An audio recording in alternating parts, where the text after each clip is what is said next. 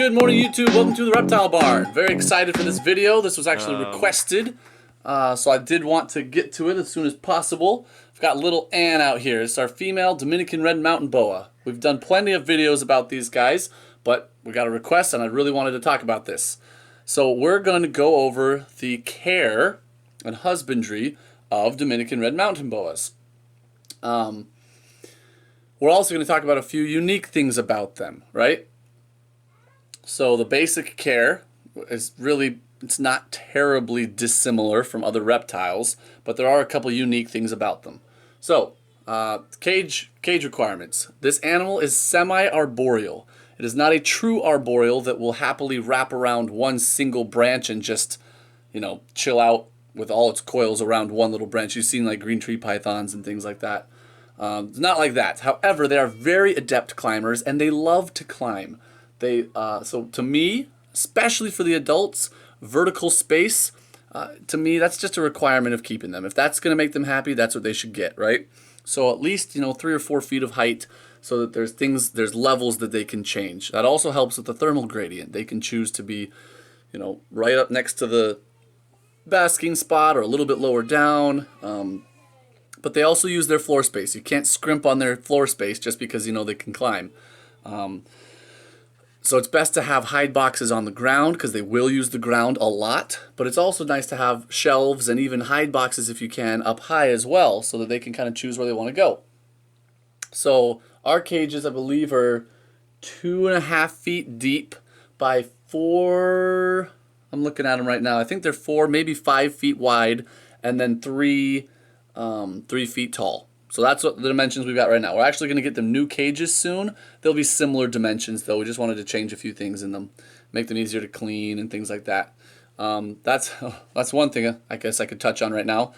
These guys, their pee, their urates. For those of you who don't know, that's the kind of hard, chalky white stuff that they excrete. It like glues onto things. I swear. I've cleaned a lot of snake pee and a lot of snake poo in my life, and nothing quite compares to the pee these guys have.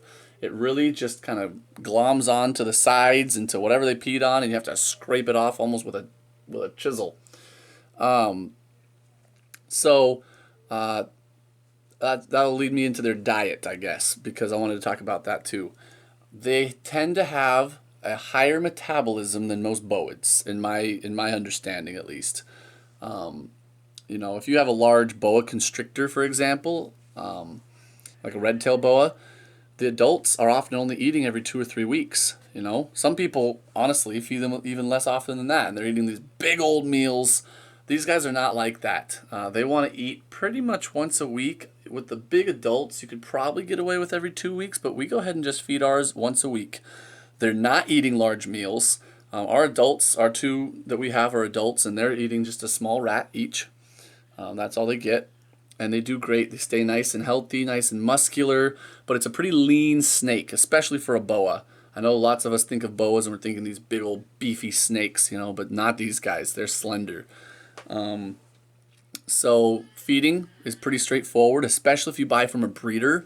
Generally, you're going to be getting an animal that's already established on rodents, and they can eat rodents the rest of their life, and they'll be happy as a clam. Meaning, rats usually, although they'll take mice or other rodents happily as well.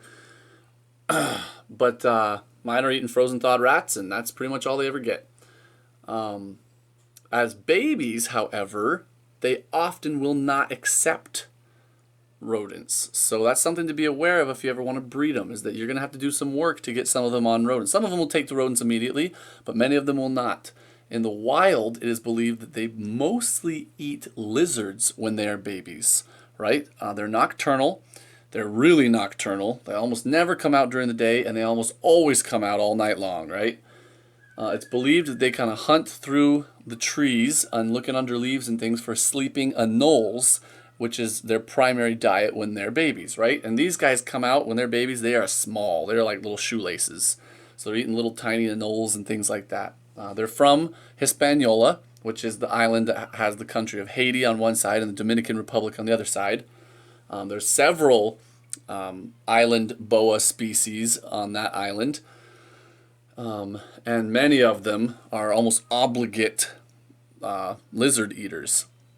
But these guys, they grow older, and they'll also take often small birds a lot more readily than rodents when they're babies too. So you could try like quail, for example. We're getting excited about quail here at the Reptile Barn because we're going to add some quail to our feeding regime. But yeah, so feeding though, if you're getting from a breeder and it's already established, feeding is not a problem. These guys eat fantastic, nowhere near as picky as the ball pythons, for example.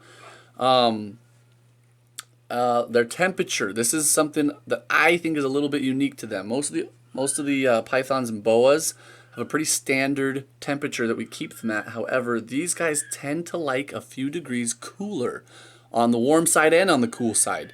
So our hot spot is only 87 or 88 degrees during the day, and it goes down several degrees at night. Our ambient temperature is down in the low 80s, and they can handle quite happily down into the mid or high 70s for their cool side of their cage, right? Especially at night. So that's something to keep in mind, is they tend to not like their hot spot to be 95 degrees, which is what some people put their other pythons and boas at, somewhere in the low 90s. But these guys, I keep them in the 88 degrees or so for their hot spot, and they do great. Digest everything perfectly, nice and active still. Being a nocturnal and being a snake, UV lighting really, most people will say, is not required. However, I am of the belief that UV lighting is good for everything, at least in small doses. If you are going to use UV lighting though, it should not be this big, huge, direct light all over the cage at all times. They are nocturnal. They're not used to getting a full blast of UV all the time. So if you want to use UV light because you think that's good for them, which you very well may be right, make sure that there's lots of cover, there's lots of shade, lots of places they can hide, so that if they want to get away from that bright light, they can. You don't want to stress out nocturnal animals with too much light. That's just as bad as stressing out a diurnal animal with not enough light, in my opinion. So another thing that I think is very important for their care, most snakes will soak occasionally if given the opportunity. These guys, I have heard from a lot of people, and in my limited experience with the two I've got, these guys love to soak and swim, and they will use. Sorry, she's getting herself all dusty. She just ran her head back underneath one of the racks here where we had just been changing bedding, so that's just dust on her eye. If you can see that, don't worry. We use big water basins in their enclosures. They can get their entire body in, swim around, and they do quite frequently. Not only during sheds, although they definitely do a lot during shed. They just like to get in the water. They like a higher humidity, so we let their cages stay fairly humid compared to like our ball pythons, for example. And we give them very large waters. The thing about that is we kind of have to clean out their water bowl, like disinfect it, every 2 days or so, because it will get scummy very quickly when they use it that frequently. They will poo and pee in their water a lot. So you have to stay on top of cleaning their water. You don't want them soaking in water that they've peed or pooped in. That's not good for their skin. It's just not good for them. And it's just gross. They don't like it any more than we like it. So those are kind of the basics of these snakes with a couple of cool little tidbits thrown in. One of the things I find fascinating about them is that they're one of the only boas, this genus, Chilobothris, is one of the only boas that does not have heat pits. Let's see if I can get her to show off her pretty little face here. No heat pits whatsoever. To me, that's kind of a piece of evidence in favor of their lizard-eating diet, right? Because lizards obviously aren't going to give off extra body heat. They're also ectotherms. So anyways, that's not proof or anything, but they don't have heat pits. I just find that fascinating. They also undergo a pretty incredible color change from day to night, right? It's getting a little later here. It's not nighttime yet, so she's not all the way colored up. But when I come in at night, if I have to do anything in here, if there's an emergency or anything, which hopefully there never is, but I come in here at night a lot. I'm kind of a night owl. They are bright red, her and Big Dan, the male. It's really amazing. During the day, they kind of tone down more of their grays and their browns. They're also beautiful, by the way. I'm not against those colors at all, but it's really cool to see them change color drastically. It's not at like a chameleon level, but I would compare it to like a gargoyle gecko or something, one of those geckos that really colors up sometimes when they're agitated. These guys, it doesn't seem to be so mood related. It's more just time of day. But it's quite substantial, the amount of coloring that they do from morning to evening. Yeah, so that's all I wanted to touch on, I believe. You might be able to see in the video, I'm not sure if it's showing up, but they have a lot of iridescence. In sunlight, it shows up even better. In fact, I believe that these guys used to be classified with the rainbow boas. They're not anymore. They've been moved to their own genus, but you can kind of see why. You know, it's not a huge boa. It's from more of a tropics kind of region. They have a really amazing amount of iridescence in their scales. Such a beautiful snake. So I'm just going to put my plug here at the end of this video. I think that these snakes should go mainstream. Some people are going to hate that comment, but I feel like this is one of the species that makes a really excellent pet for many, many reasons. Absolutely visually stunning. Gorgeous animal. Very, very, very easygoing. Nice to handle, right? Almost never bite unless you really scare them. Or, like, of course, the little babies, like all snakes, might bite. But as adults, if they're well socialized, really not biters. They can musk, but again, if they're well socialized, they don't. They aren't very big, but they're still big enough to be kind of a cool, unique animal. You know, it's kind of got that exotic look to it, even though it's not a particularly difficult snake to get. You have to, you know, look a little bit harder than for a ball python, obviously, but they're not terribly expensive, not terribly difficult to keep. Very, very strong eaters.